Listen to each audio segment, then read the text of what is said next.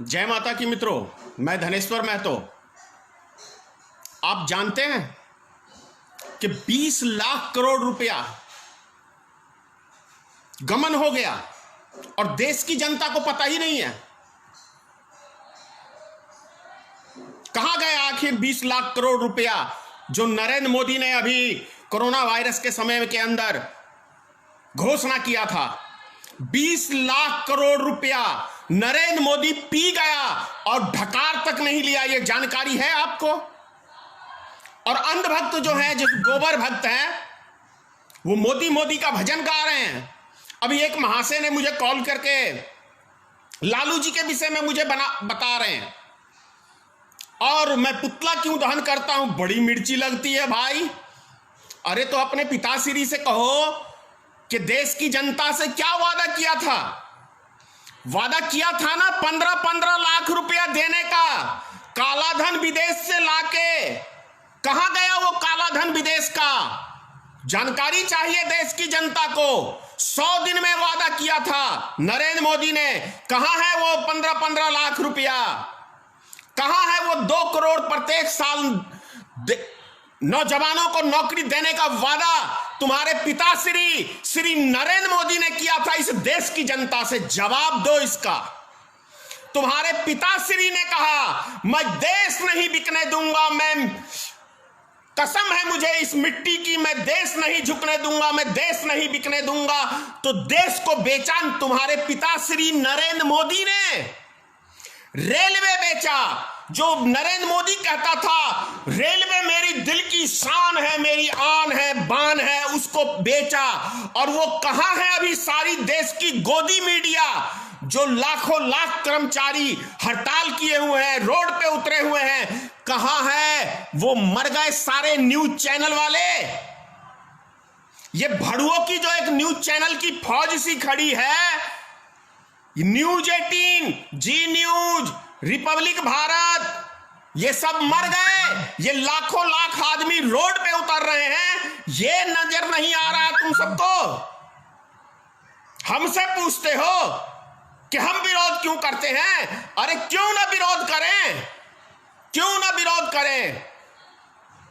30 करोड़ देश के नागरिकों को बेरोजगार करने का काम किया है तुम्हारे पिताश्री श्री नरेंद्र मोदी ने किया है। 30 करोड़ लोगों को बेरोजगार करने का।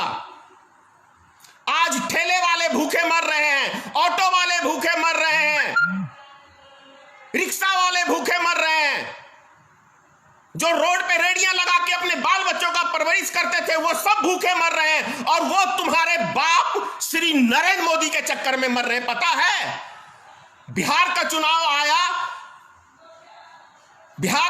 आया तो कह रहे हो कि लॉकडाउन खोल दो, अब कोई कोरोना वायरस नहीं है। इसका मतलब पूरा षड्यंत्र नरेंद्र मोदी ने किया था। पूरे देश की एक एक संपत्ति बेचने के लिए तुम्हारे पिता श्री नरेंद्र मोदी ने किया था। चुनाव आया, सब चीज फ्री हो गया। क्यों? तुम्हारे पिताश्री ने पता है क्या कहा था अभी पीछे, कि हम नवंबर तक बात को नोट कर लो, नवंबर तक हम हर गरीब आदमी को 5 किलो अनाज फ्री में देंगे। क्यों? क्योंकि तुम्हारे पिताश्री को बिहार में चुनाव है नवंबर में, इसीलिए नवंबर तक की गारंटी लिया कि चुनाव जीतने तक हम लालच देंगे। अरे शर्म से डूब मरो, चिल्लू भर पानी में डूब मरो हरामियों। और ये जो 2 कौड़ी के आईटी सेल के भाजपा के मुझे गाली देने में लगे रहते, क्या मैं नहीं जानता हूं कि ये भगवान की फोटो लगा के, फर्जी आईडी लगा के, और ये सबको गालियां देने के लिए इनके आईटी सेल के कमीने कुत्ते लगे हुए हैं। क्या फर्क पड़ता है तुम मुझे गाली देते हो तो? मुझे गाली देने से सच्चाई नहीं दब जाएगी। अबे 2-2 कौड़ी में बिकने वाले, देश बिक गया तुमको चिंता नहीं है? तुम्हारा बाप देश की एक एक धरोहर को बेच दिया, चिंता नहीं है? लाल किले को गिरवी रख दिया, चिंता नहीं है?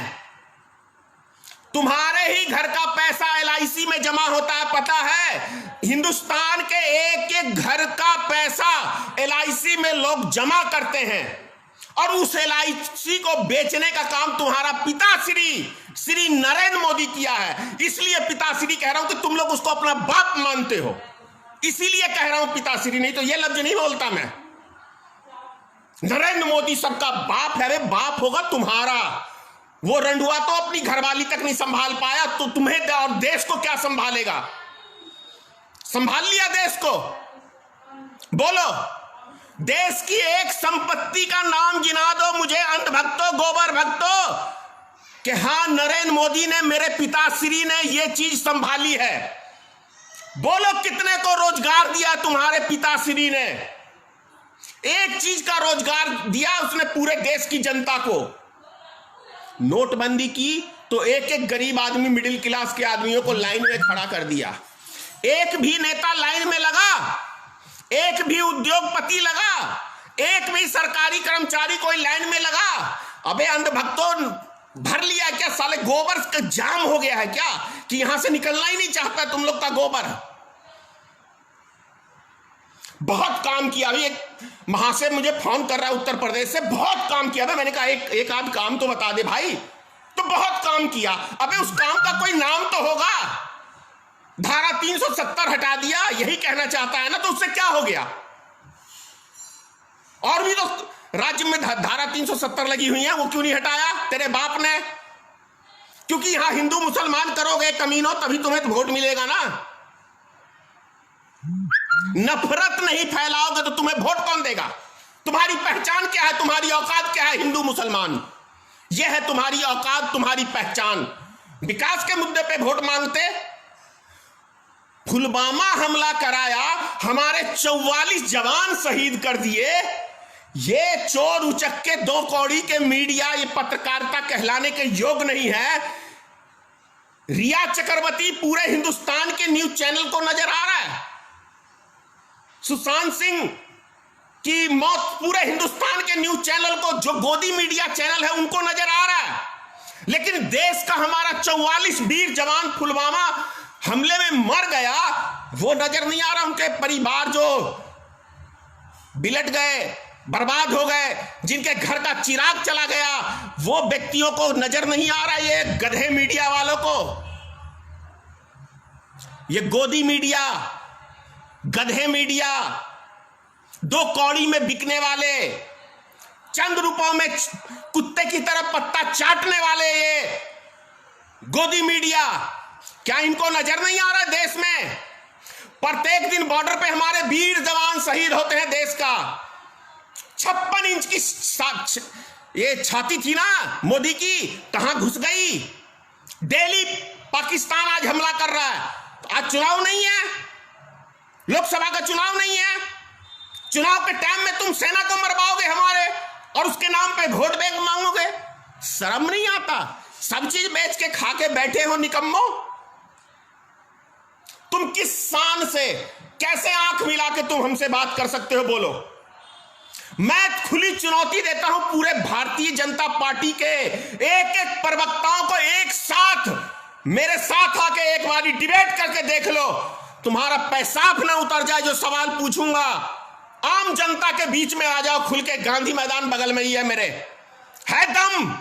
विधानसभा का चुनाव एक बारी आ जाओ, खुली चुनौती देता हूं पूरे भारतीय जनता पार्टी के, जदयू के गठबंधन में हो ना, रामविलास पासवान भी है ना, तुम्हारे तीनों को मैं चैलेंज करता हूं। आज भारतीय मित्र पार्टी का ये राष्ट्रीय अध्यक्ष श्री धनेश्वर महतो खुली चुनौती देता है कि सार्वजनिक तौर पे गांधी मैदान में आ जाओ। क्या नीतीश कुमार ने बिहार में किया है, बात कर लेते हैं, और क्या किया है तुम्हारे पिता श्री नरेंद्र मोदी ने, इस पे भी डिबेट कर लेते हैं। एक बारी आ जाओ, है दम। खुली चुनौती देता हूं मैं धनेश्वर महतो, करोगे डिबेट? सारे प्रवक्ताओं को खुली चुनौती दे रहा हूं, भारतीय जनता पार्टी के जितने भी लीडर हो। क्या किया है तुम्हारे पिताश्री ने? क्या घोषणा पत्र में तुमने लिखा, और उस घोषणा पत्र के हिसाब से कितने काम किए हैं? जवाब कोई? राम मंदिर, वो भी तुम्हारा एजेंडा नहीं है।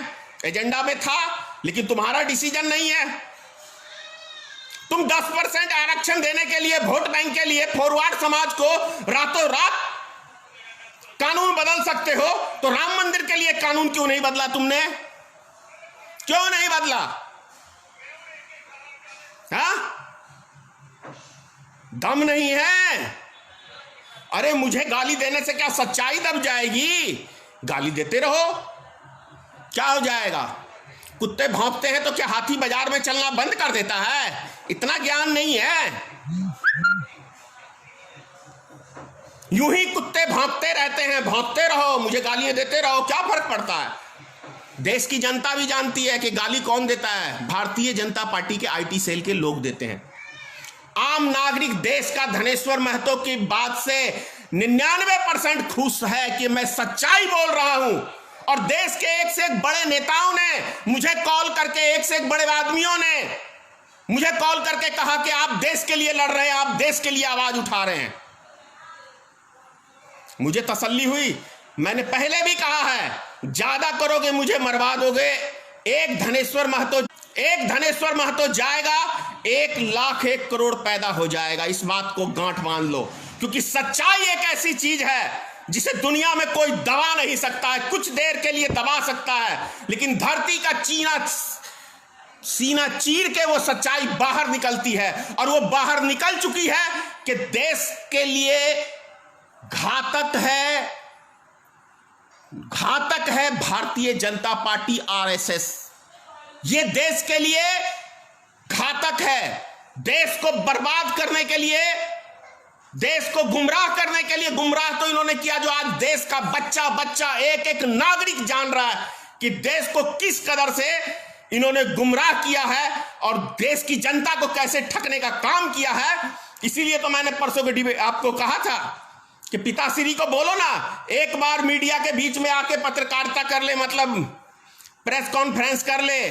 मुंह दिखाने के लायक नहीं है नरेंद्र मोदी और अमित शाह, जो खुल के मीडिया का सवालों का जवाब दे दे। ज्यादा से ज्यादा यही कर सकता है वो कि जो उसकी गोदी मीडिया है उसके गोद में जाके वो अपना बात रख सकता है। लेकिन ये कलेजा नहीं है श्री नरेंद्र मोदी के पास और अमित शाह के पास और योगी आदित्यनाथ के पास कि सार्वजनिक तौर पे वो मीडिया के बीच में जाए और सभी पत्रकारों को निमंत्रण दे और उसके क्वेश्चनों का सवाल का जवाब दे दे। ये कलेजा नहीं है, इस बात को समझ लो।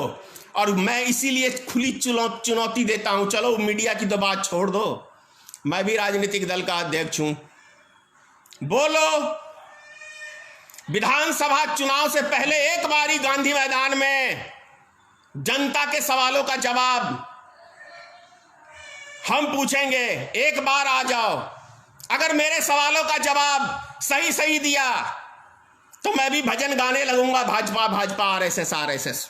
बोलो, सौदा मंजूर है?